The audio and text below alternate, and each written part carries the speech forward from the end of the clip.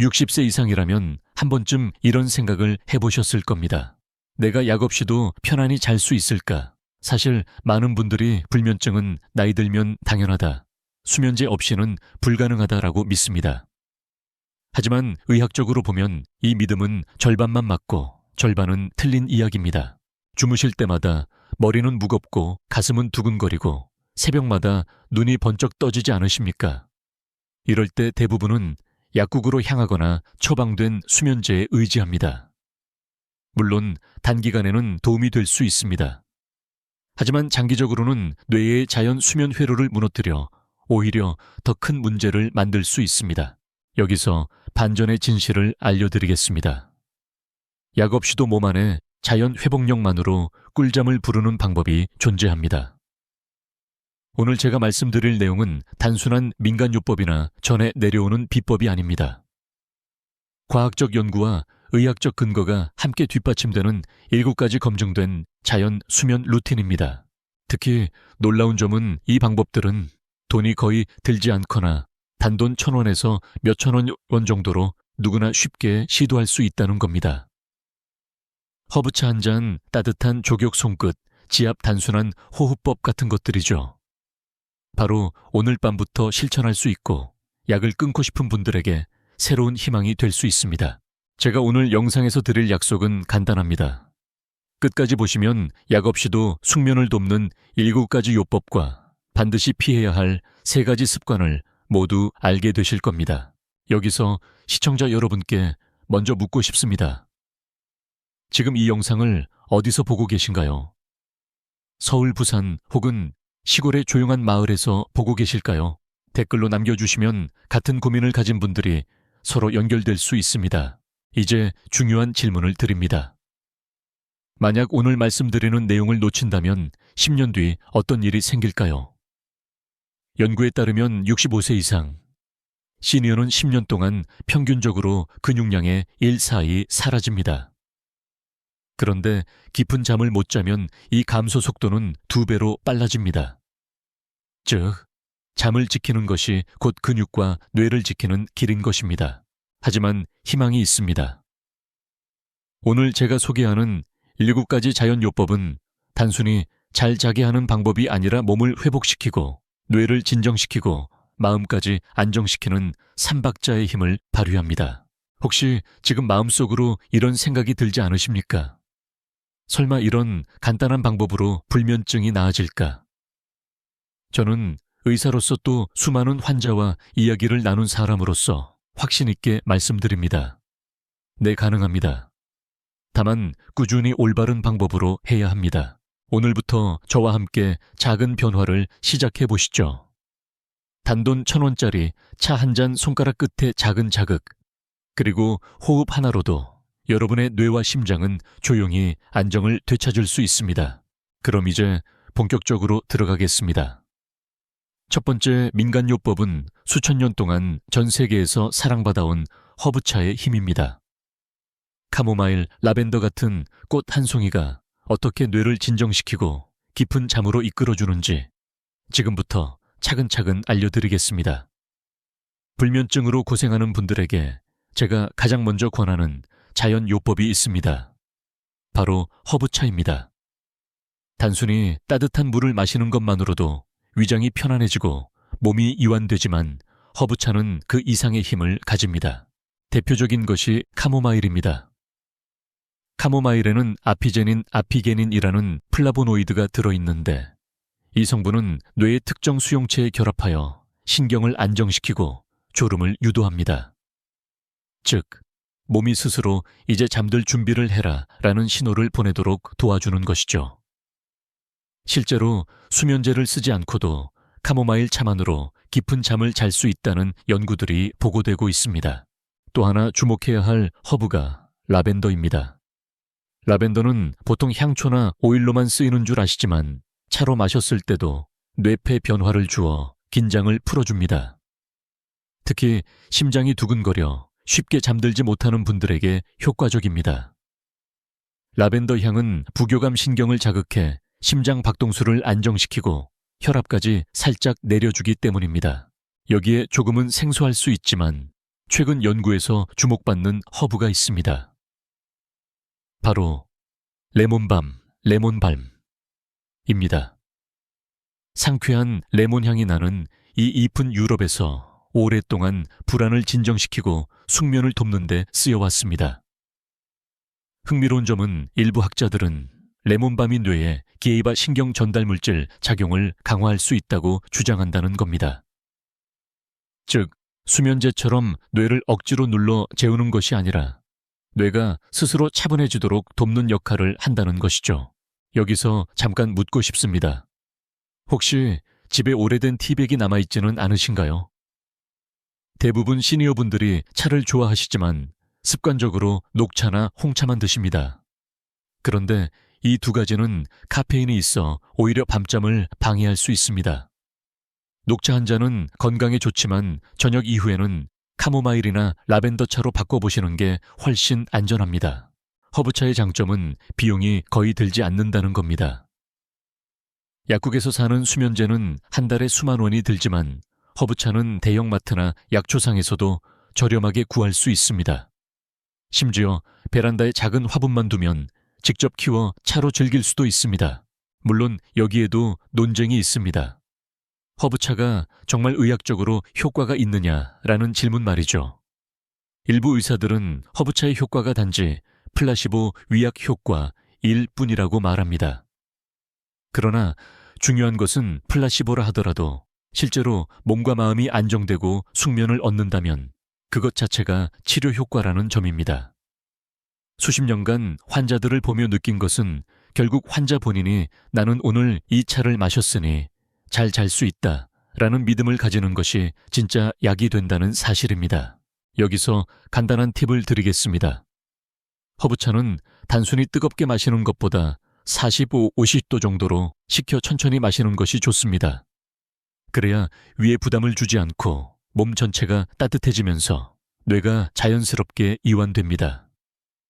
또 마시기 전에 코를 가까이 대고 향을 깊게 들이마셔 보세요. 후각을 통해 직접적으로 뇌가 반응하면서 마시기도 전에 긴장이 풀리는 경험을 하실 수 있을 겁니다. 저는 이렇게 말씀드리고 싶습니다. 허브차는 단순한 음료가 아니라 몸과 마음을 동시에 달래는 작은 의식이다. 불면증으로 고생할수록 이런 작은 의식을 일상에 심어야 합니다. 매일 밤 같은 시간에 허브차를 준비하고 천천히 마시고 향을 느끼는 것. 이 반복 자체가 뇌에게 이제 잘 시간이라는 강력한 신호가 됩니다. 혹시 지금 시청하시는 분 중에 어젯밤에도 3번 이상 뒤척이셨나요? 그렇다면 오늘 밤부터 한번 시도해 보십시오. 비싼 수면제보다 단돈 1,000원짜리 허브차 한 잔이 더 깊은 잠을 선물할 수 있습니다. 이제 두 번째 민간요법으로 넘어가겠습니다. 허브차로 몸을 따뜻하게 했다면 이번에는 발을 따뜻하게 하는 족욕이 기다리고 있습니다. 단순히 물에 발을 담그는 것 같지만 의학적으로 보면 놀라운 비밀이 숨어 있습니다. 불면증을 가진 분들 중 상당수가 공통적으로 호소하는 것이 있습니다. 잠자리에 들어도 발이 시려서 쉽게 잠들지 못한다. 혹시 여러분도 공감하시나요? 의학적으로 보면 발은 우리 몸의 말초혈관이 가장 모여있는 부위입니다. 혈액순환이 원활해야 따뜻해지고 그 따뜻함이 신호가 되어 뇌가 이제 휴식할 시간이구나 하고 인식합니다. 즉, 발을 따뜻하게 해주는 것만으로도 수면의 질이 크게 달라질 수 있습니다. 바로 여기서 족욕이 중요한 역할을 합니다. 족욕은 그저 발을 물에 담그는 단순한 행동 같지만 실제로는 혈관과 뇌, 그리고 신경계 전체를 진정시키는 과학적 메커니즘이 있습니다. 첫째, 따뜻한 물은 말초혈관을 확장시킵니다. 이때 혈류가 몰리면서 천이 살짝 오르고 동시에 뇌의 천은 상대적으로 내려갑니다. 재미있는 사실은 뇌 온도가 조금만 낮아져도 수면 호르몬인 멜라토닌 분비가 활발해진다는 점입니다. 즉, 발은 뜨겁게, 머리는 시원하게라는 원리가 여기서 작동하는 겁니다. 둘째, 따뜻한 물은 발바닥 신경을 직접 자극합니다. 발바닥에는 수많은 신경 말단과 지압 포인트가 몰려 있는데 족욕을 하면 이곳이 자연스럽게 자극됩니다. 이는 마치 지압을 받는 것과 유사한 효과를 내며 신경계를 진정시키고 긴장을 풀어줍니다. 셋째, 따뜻한 물은 마음을 안정시킵니다. 물에 발을 담그고 있으면 몸은 물론 심리적으로도 편안해집니다.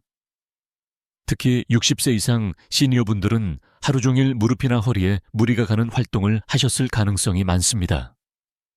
그 피로가 발에 몰리는데 족욕을 통해 이를 풀어주면 마음까지 가벼워집니다.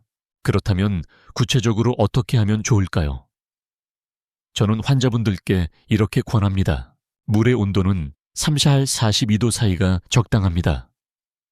너무 뜨겁지도 너무 미지근하지도 않게 발목 위 10cm 정도까지 잠길 수 있도록 물을 채웁니다. 15, 20분 정도가 가장 이상적입니다.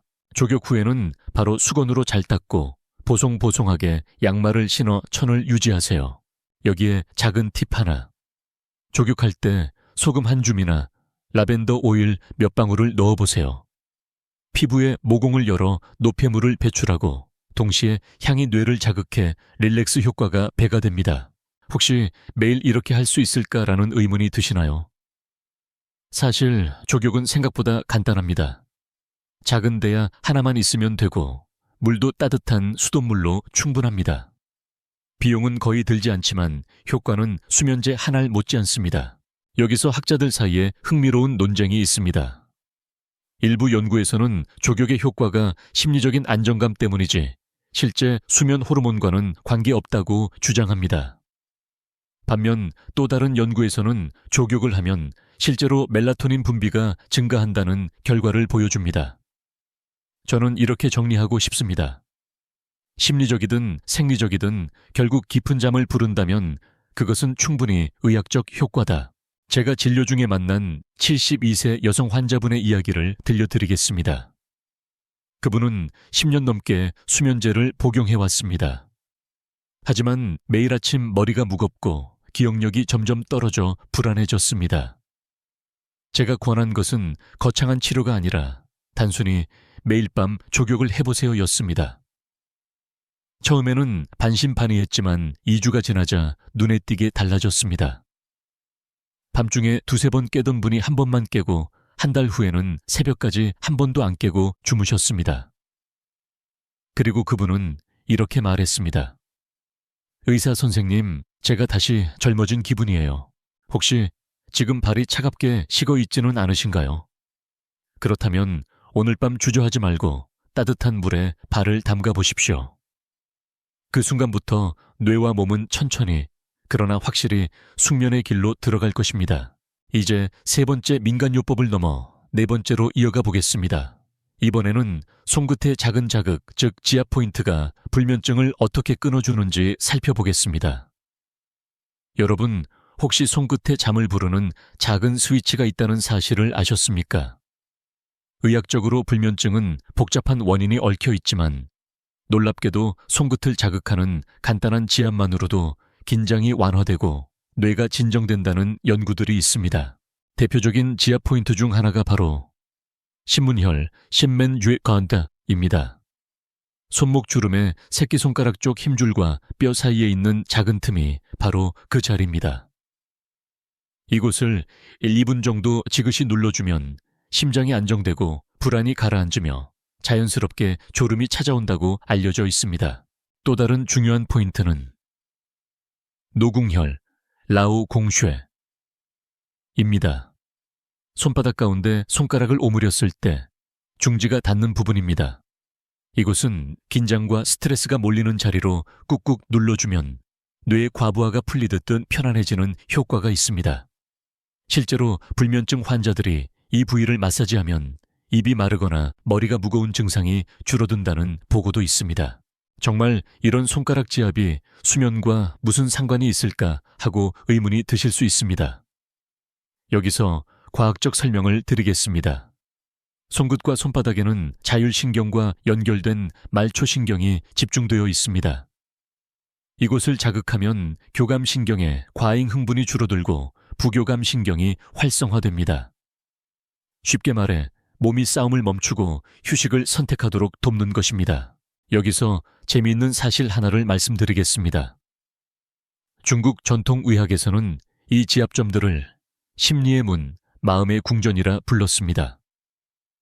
수천 년 전부터 이미 사람들은 손끝에 우리의 감정과 수면이 연결되어 있다는 걸 경험적으로 알고 있었던 겁니다. 현대 의학에서도 이를 뒷받침하는 신경생리학 연구가 늘어나고 있습니다. 물론 학계에는 여전히 논쟁이 있습니다. 일부 의사들은 지압은 단순한 마사지일 뿐 특별한 의학적 효과는 없다라고 말합니다. 반대로 또 다른 학자들은 지압이 뇌파를 안정시키고 멜라토닌 분비까지 촉진한다는 실험 결과를 근거로 강하게 주장합니다. 저는 이렇게 정리하고 싶습니다. 효과를 직접 체험한 환자가 많고 실제로 삶이 나아진다면 그것은 충분히 의미 있는 치료다. 제가 진료에서 만난 68세 남성 환자분 이야기를 들려드리겠습니다. 그분은 은퇴 후부터 잠을 잘 이루지 못했고 밤마다 수면제에 의지했습니다.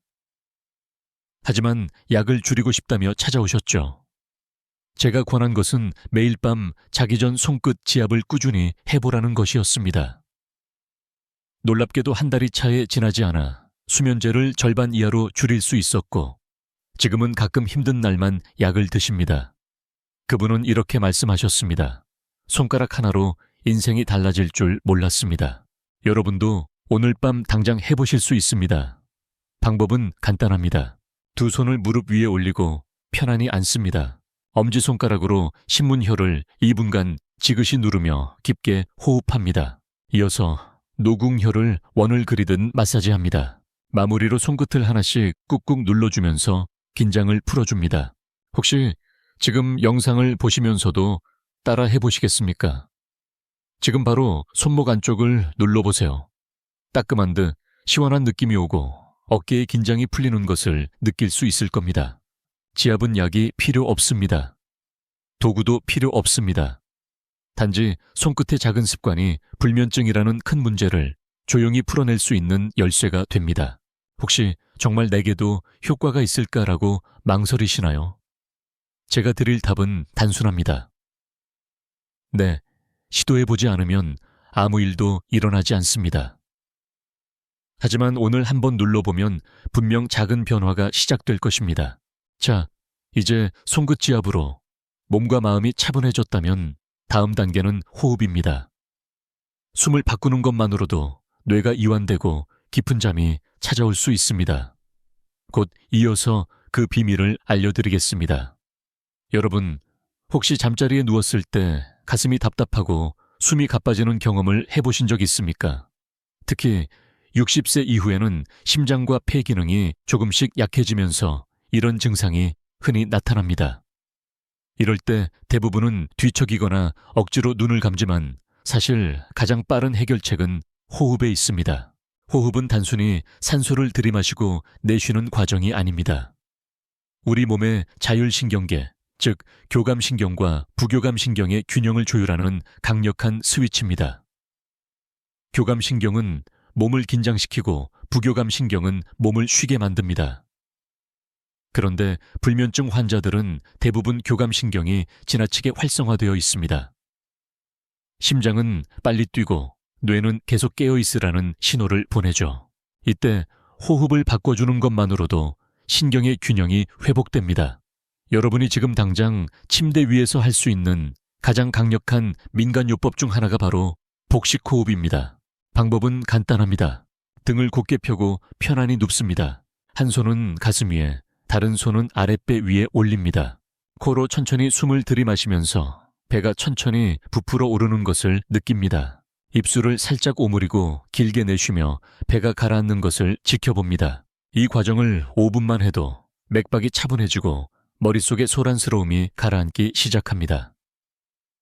실제로 복식호흡은 심장박동 변이도 HRV를 높여 스트레스 상태에서 회복하는 능력을 강화한다는 연구가 있습니다. 즉, 몸이 스스로 이제 싸움을 멈추고 휴식하라는 신호를 보내는 것입니다.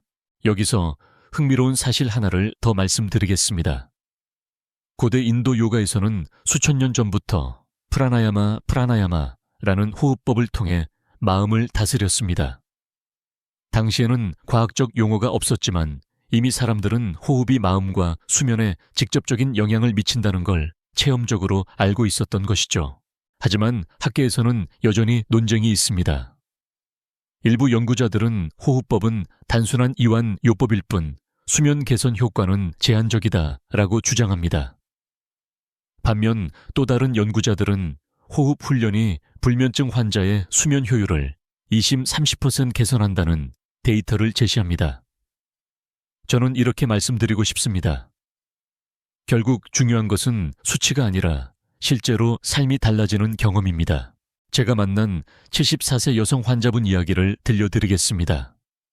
그분은 남편 간병과 가사 스트레스로 매일 새벽 2-3번은 깨곤 했습니다. 약도 효과가 없다고 호소하셨죠. 제가 권한 것은 단순한 복식호흡과 478 호흡법이었습니다. 숨을 4초간 들이마시고 7초간 멈춘 뒤 8초간 내쉬는 방식입니다.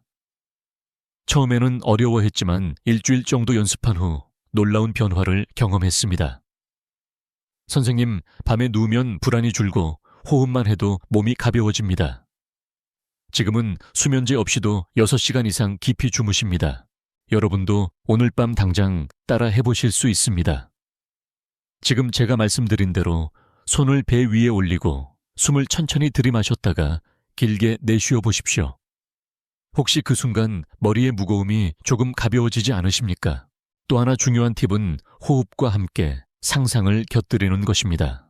숨을 들이마실 때는 따뜻한 공기가 몸 안으로 들어와 심장을 감싸는 것을 숨을 내쉴 때는 온갖 걱정과 긴장이 바람처럼 빠져나가는 것을 그려보세요.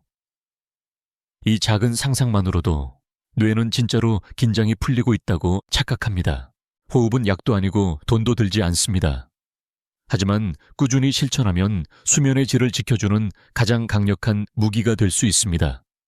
잠 못 드는 밤 억지로 눈을 감고 뒤척이지 마시고 그 순간 바로 호흡을 바꾸는 것부터 시작해 보십시오. 이제 우리는 4가지의 좋은 민간요법을 살펴봤습니다. 허브차 조격 송긋지압 그리고 호흡. 다음부터는 반대로 숙면을 방해하는 나쁜 습관들을 살펴보겠습니다. 첫 번째는 아마 많은 분들이 무심코 하고 계실 카페인 습관입니다. 여러분 혹시 이런 경험이 있으십니까? 저녁 식사 후 습관처럼 마시는 커피 한 잔, 혹은 손주와 함께 먹는 초콜릿.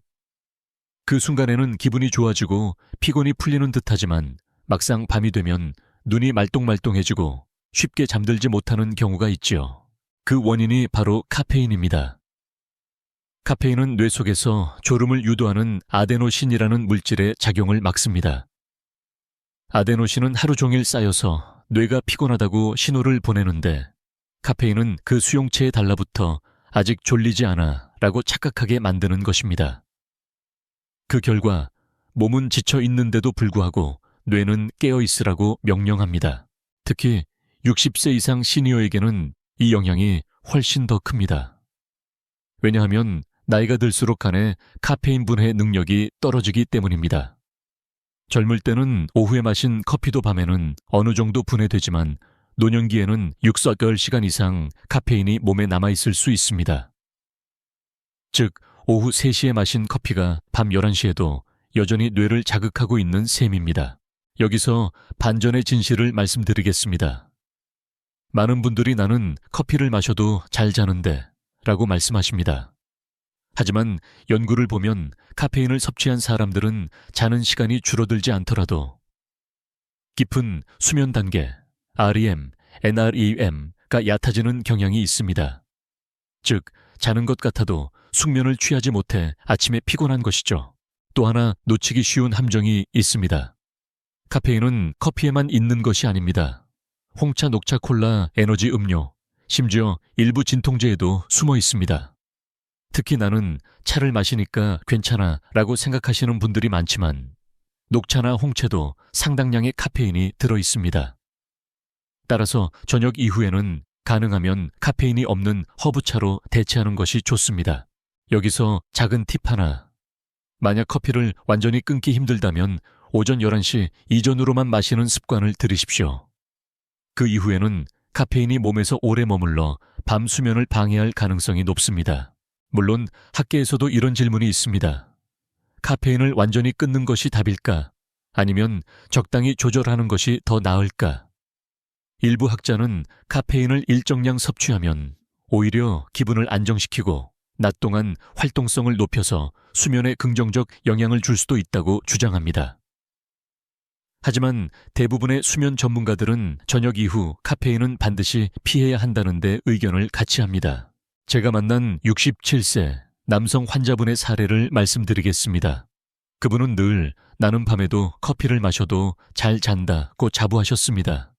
하지만 아침마다 머리가 무겁고 낮에 졸음이 쏟아져 힘들어 하셨죠. 제가 권한 것은 단순히 오후 이후 커피를 끊으라는 것이었습니다. 한 달 뒤 그분은 이렇게 말씀하셨습니다. 신기하게 아침이 가벼워졌습니다. 낮에도 덜 졸리고 밤에 자는 게 진짜 숙면이라는 걸 처음 알았어요. 혹시 지금도 저녁 식탁 뒤에 커피나 차를 드시고 계시지 않습니까? 그 한 잔이 여러분의 수면을 망치고 내일 하루의 기운까지 빼앗고 있을지 모릅니다. 오늘부터는 이렇게 해보시면 어떨까요? 낮에는 커피를 즐기되 오후 12시 이후에는 물이나 허브차로 바꾼다. 초콜릿 콜라 같은 간식도 저녁에는 피한다. 잠자리에 들기 전에는 따뜻한 물 한 잔으로 입안을 헹군다. 카페인은 단순한 음료의 문제가 아닙니다. 매일 반복되는 습관이 쌓여서 여러분의 숙면을 조용히 방해합니다. 약을 줄이고 싶다면 오늘 저녁부터 카페인을 내려놓으시길 권합니다. 이제 우리는 카페인의 위험을 살펴봤습니다. 다음으로 이어질 나쁜 습관은 많은 분들이 무심코 반복하는 스마트폰과 TV 시청입니다. 과연 전자기기와 불면증 사이에는 어떤 연결고리가 숨어 있을까요? 잠자리에 들기 전에 혹시 스마트폰을 들여다보거나 TV 리모컨을 손에서 놓지 않으십니까?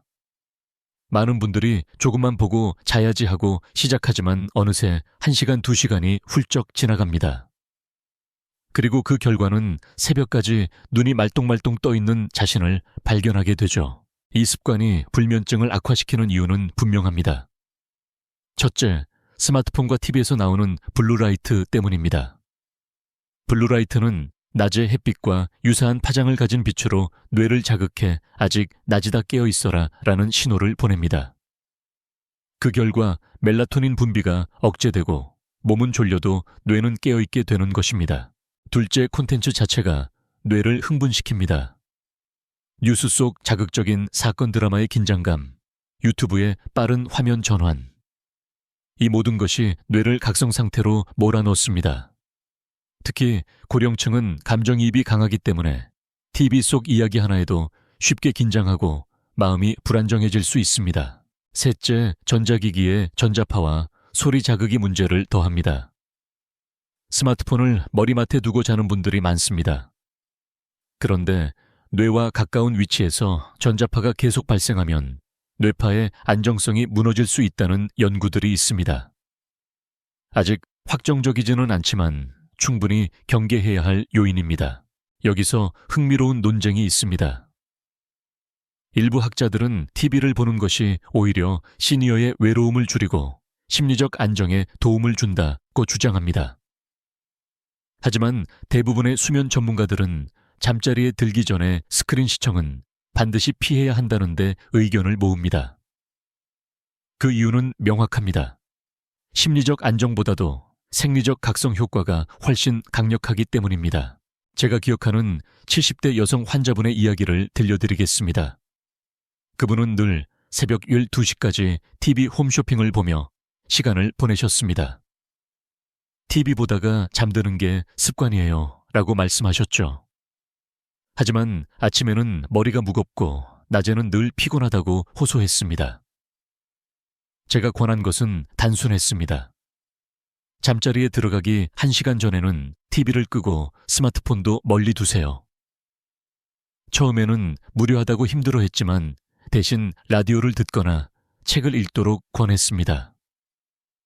놀랍게도 3주 만에 수면 패턴이 바뀌고 아침의 피로감이 크게 줄었습니다. 혹시 지금 이 영상을 스마트폰으로 보고 계신가요? 그렇다면 제 말을 잘 들어주십시오. 영상이 끝나면 스마트폰을 머리맡에 두지 마시고 침대 옆 작은 탁자에 올려두세요. 그리고 알람은 소리 대신 진동으로 바꾸는 것도 방법입니다. 이 작은 변화가 뇌를 훨씬 더 차분하게 만들 것입니다. 실천 방법은 어렵지 않습니다. 잠들기 최소 1시간 전에는 모든 스크린을 끈다. TV 대신 잔잔한 음악이나 오디오북을 듣는다. 방 안 조명을 따뜻한 색으로 바꾸어 뇌가 밤이다라고 느끼게 한다. 한 가지 흥미로운 팁을 드리자면 최근 일본의 한 연구에서는 저녁에 종이책을 읽는 사람이 전자책을 읽는 사람보다 더 빨리 잠들고 깊이 잔다는 결과를 보고했습니다. 빛의 자극 차이가 뇌의 멜라토닌 분비에 직접적인 영향을 주기 때문입니다. 여러분께 묻고 싶습니다. 혹시 지금도 잠들기 전에 스마트폰으로 뉴스를 끝까지 확인하지 않으십니까? 그 습관이 내일 아침의 피곤을 보장하는 티켓일 수 있습니다. 오늘부터는 전자기기의 불빛 대신 작은 스탠드 불빛을 빠른, 화면 대신 잔잔한 글귀를, 자극적인 영상 대신 따뜻한 오디오북을 선택해 보십시오. 잠을 망치는 스크린 습관을 버리면 몸과 마음이 다시 깊은 휴식을 찾게 될 것입니다. 이제 우리는 카페인과 스크린이라는 두 가지 큰 적을 확인했습니다.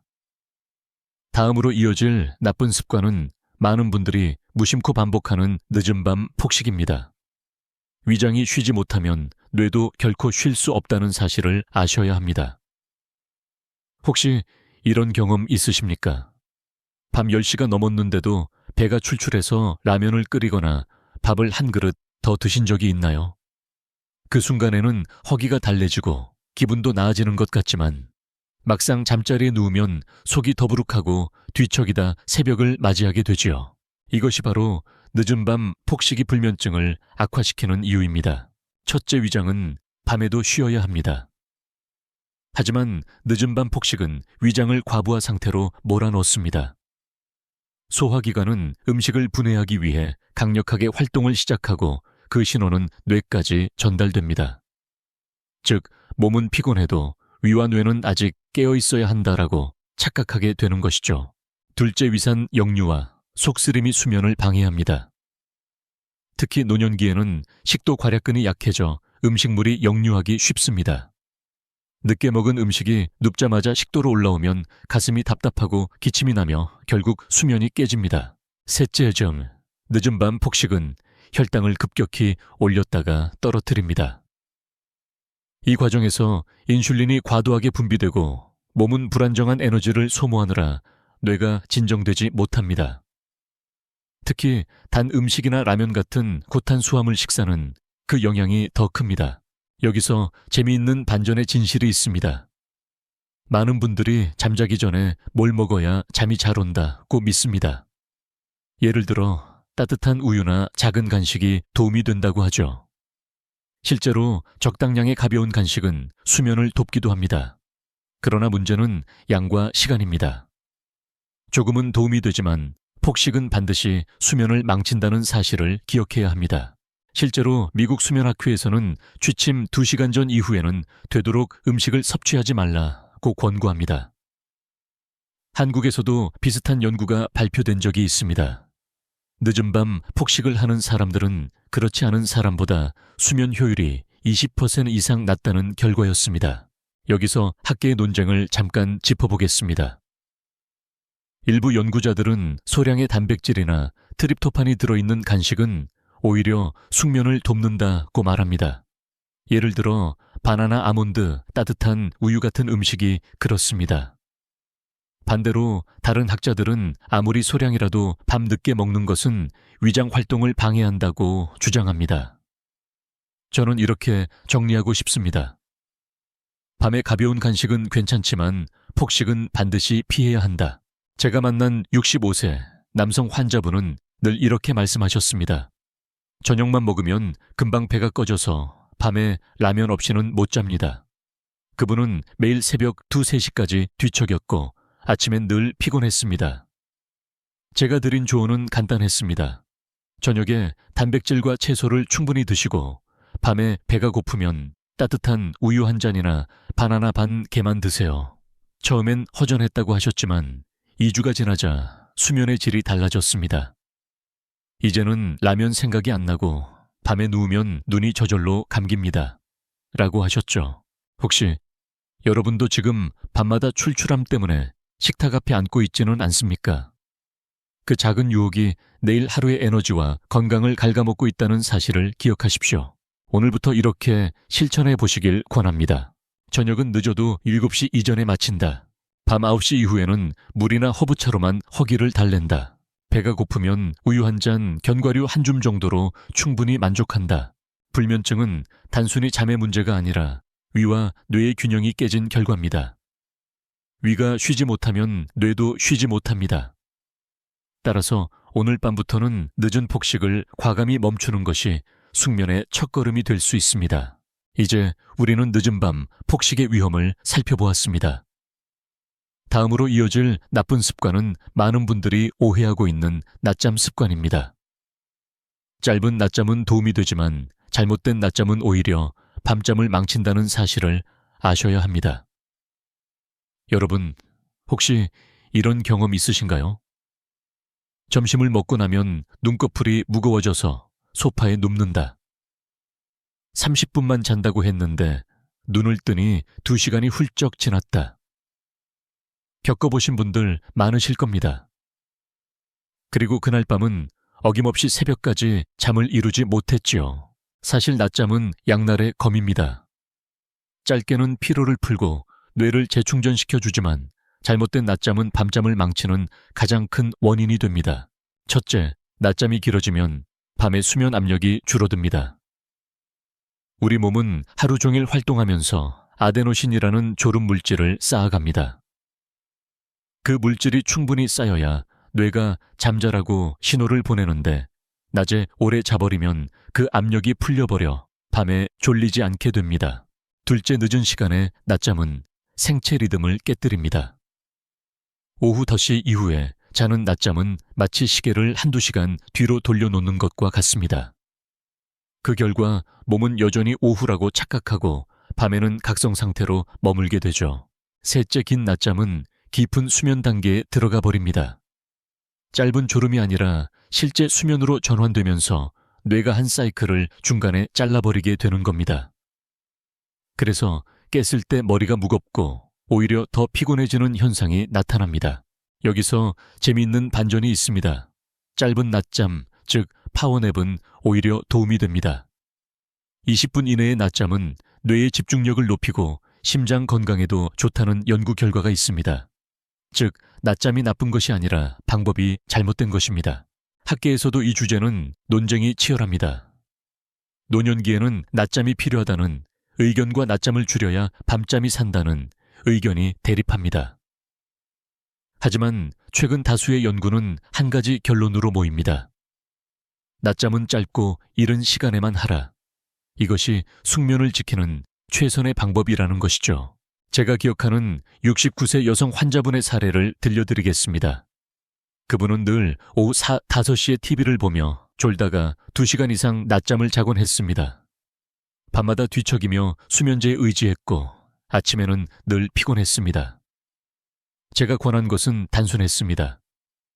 점심 식사 후 20분만 눈을 붙이고 알람을 맞추세요. 오후 3시 이후에는 절대 눕지 마세요. 처음엔 힘들었지만 2주가 지나자 밤에 자연스럽게 졸음이 밀려와 새벽까지 이어졌습니다. 그분은 이렇게 말씀하셨습니다. 낮잠 시간을 줄였더니 밤잠이 찾아왔습니다. 약도 반으로 줄였어요. 혹시 여러분도 낮잠 때문에 밤에 잠을 설치고 있지는 않습니까? 그렇다면 지금부터 규칙을 세우십시오. 낮잠은 점심 이후 오후 2시 이전에만 20분 이내로만 자고 알람을 맞춘다. 누워서 자지 말고 의자에 앉아 잠깐 눈을 붙이는 정도로 제한한다. 이 간단한 원칙만 지켜도 밤잠의 질이 달라집니다. 낮에 짧은 휴식으로는 충분히 회복할 수 있지만 긴 낮잠은 오히려 뇌와 몸을 혼란스럽게 만듭니다. 혹시 이런 생각이 드시나요? 나는 낮잠을 안 자면 하루를 버틸 수 없는데 어떡하죠? 그럴 때는 점심을 조금 가볍게 드시고 오후에 산책을 하면서 햇볕을 쬐어보세요. 햇볕은 멜라토닌 분비 주기를 바로잡아 밤에 자연스럽게 졸음을 불러옵니다. 낮잠은 적절히 하면 보약이 되지만 과하면 독이 됩니다. 오늘부터는 짧게 이르게라는 원칙만 기억하세요. 이제 우리는 카페인 스크린 폭식, 낮잠이라는 4가지 나쁜 습관을 살펴보았습니다. 다음부터는 다시 희망의 이야기를 드리겠습니다. 민간요법이 단순히 몸을 고치는 것이 아니라 정서적 안정과 자신감까지 회복시켜준다는 사실을 말씀드리겠습니다. 여러분, 불면증은 단순히 잠을 못 자는 문제일까요? 아닙니다. 불면증은 몸과 마음, 2가지가 동시에 흔들릴 때 생기는 복합적인 문제입니다. 그리고 여기서 우리가 간과하기 쉬운 것이 있습니다. 바로 정서적 안정입니다. 많은 환자분들이 이렇게 말씀하십니다. 선생님, 저는 누우면 온갖 걱정이 몰려와요. 아이들 걱정, 내일 병원 갈 일, 돈 문제까지. 그래서 눈을 감아도 뇌가 멈추질 않아요. 이 말 속에는 불면증의 본질이 숨어 있습니다. 몸이 아니라 마음이 잠을 거부하고 있는 것입니다. 여기서 민간요법이 놀라운 힘을 발휘합니다. 허브차 조격, 송긋, 지압 호흡. 이 단순한 행동들이 단지 몸을 편안하게 하는 것이 아니라 마음을 안정시키는 의식으로 작용합니다. 심리학에서는 이런 과정을 자기 확언, Ritual of Assurance 이라고 부릅니다. 매일 같은 시간 같은 동작을 반복하면 뇌가 이제 안전하다, 쉴 시간이다 라고 인식합니다. 즉, 민간요법은 불면증 환자에게 심리적 안전지대를 만들어주는 역할을 합니다. 여기서 흥미로운 연구 결과를 하나 소개하겠습니다. 하버드대 의학연구팀은 불면증 환자 80명을 대상으로 매일 밤 허브차와 조격을 2주간 실천하게 했습니다. 그 결과 수면의 질이 개선된 것뿐 아니라 불안 점수가 평균 30% 이상 낮아졌습니다. 이 연구가 보여주는 것은 분명합니다. 몸이 편안해지면 마음도 안정되고 마음이 안정되면 다시 몸이 이완된다. 이 선순환이 바로 숙면을 회복하는 핵심입니다. 물론 민간요법이 정말 과학적으로 검증된 치료일까라는 의문도 있습니다. 일부 학자들은 효과의 상당 부분은 플라시보라고 주장합니다. 하지만 저는 이렇게 말씀드리고 싶습니다. 플라시보라도 좋습니다. 실제로 삶이 나아진다면 그것이 치료 아닙니까? 약은 화학 성분으로 뇌를 억지로 눌러 재우지만 민간요법은 몸과 마음이 스스로 잠들 준비를 하도록 돕습니다. 이 차이가 장기적인 건강에 엄청난 차이를 만들어냅니다. 저는 진료 중에 이런 말을 자주 합니다. 잠은 억지로 자는 것이 아니라 스스로 오게 만드는 것이다. 민간요법은 바로 이 원리를 충실히 실천하는 도구입니다. 한 가지 실제 사례를 말씀드리겠습니다. 75세 여성 환자분은 남편을 잃은 뒤 불면증에 시달렸습니다.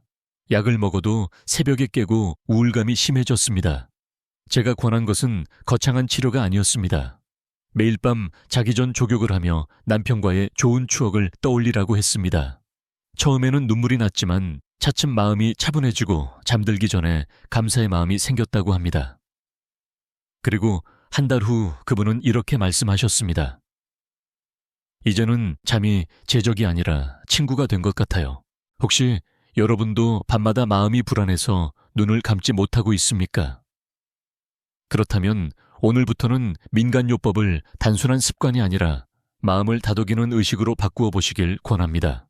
작은 의식이 큰 차이를 만듭니다. 허브차를 마시며 오늘 하루를 정리한다. 조격을 하며 내일을 걱정하기보다 오늘의 수고에 감사한다. 호흡을 하며 불안을 내쉬고 평안을 들이마신다. 이렇게 단순한 행위들이 반복될 때 불면증은 서서히 힘을 잃습니다.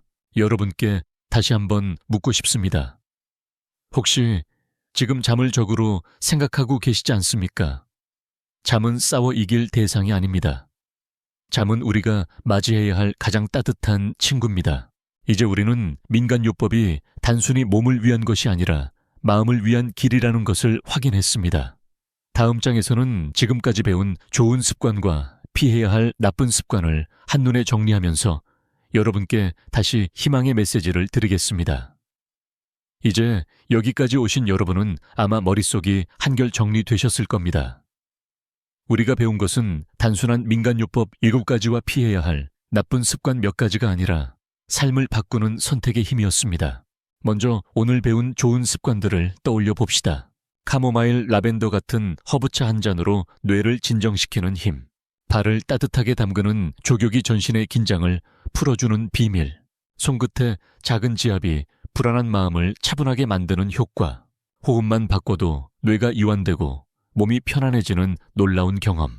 이 4가지 요법은 돈이 거의 들지 않으면서도 매일 밤 스스로를 돌보는 회복의 의식이 됩니다. 단순히 잠을 잘 자게 하는 것이 아니라 몸과 마음을 하나로 묶어주는 역할을 하지요. 반대로 우리가 반드시 피해야 할 나쁜 습관들을 되새겨 봅시다. 저녁 이후에 커피 한 잔이 뇌를 밤새 깨어있게 만든다는 사실, 스마트폰과 TV가 쏟아내는 강한 빛과 자극이 숙면을 빼앗아 간다는 위험, 늦은 밤 폭식이 위장을 과부하시키고 결국 뇌까지 깨우는 고통, 2~3시간씩 이어지는 낮잠이 밤잠을 무너뜨리는 교묘한 덫, 이 4가지 습관은 모두 공통점이 있습니다. 처음에는 달콤하고 편안해 보이지만 결과적으로는 건강을 해치고 내일의 활력을 앗아갑니다. 이제 비교해 보십시오. 허브차와 커피, 어느 쪽이 여러분의 수면을 지킬까요? 족욕과 늦은 폭식, 어느 쪽이 내일의 활력을 보장할까요? 손끝 지압과 스마트폰 어느 쪽이 뇌를 진정시킬까요? 호흡 훈련과 긴 낮잠 어느 쪽이 숙면을 불러올까요? 이렇게 대비시켜보면 답은 분명합니다. 좋은 습관은 몸을 살리고 나쁜 습관은 몸을 조용히 해칩니다. 여기서 중요한 메시지를 드리고 싶습니다. 건강은 거대한 변화가 아니라 작은 선택의 반복에서 옵니다. 오늘 저녁 커피를 내려놓는 것, 오늘 밤 스마트폰을 끄는 것, 오늘 낮잠을 줄이는 것. 이 작은 선택 하나가 쌓여 내일의 수면을 만들고 내일의 건강을 지켜줍니다. 제가 진료 중 늘 하는 말이 있습니다. 습관은 약보다 강하다. 약은 일시적으로 증상을 누르지만 습관은 몸과 마음을 근본적으로 바꿉니다. 민간요법과 생활습관 교정이 강력한 이유는 여기에 있습니다. 혹시 여러분도 지금 이런 생각이 드실 겁니다. 나는 지금까지 얼마나 많은 나쁜 습관을 반복해 왔을까? 그러나 낙담할 필요는 없습니다. 과거가 어떠했든 오늘부터 다시 선택할 수 있기 때문입니다. 지금까지 이어진 이야기를 다시 정리해 보겠습니다. 약 없이도 꿀잠을 부르는 좋은 습관 7가지, 반드시 피해야 할 나쁜 습관 3가지. 이것만 기억해도 여러분의 수면은 달라집니다. 여러분께 마지막으로 하나 묻겠습니다. 내일 아침을 더 가볍게 맞이하고 싶으십니까? 그렇다면 오늘 밤 작은 선택 하나를 실천해 보십시오.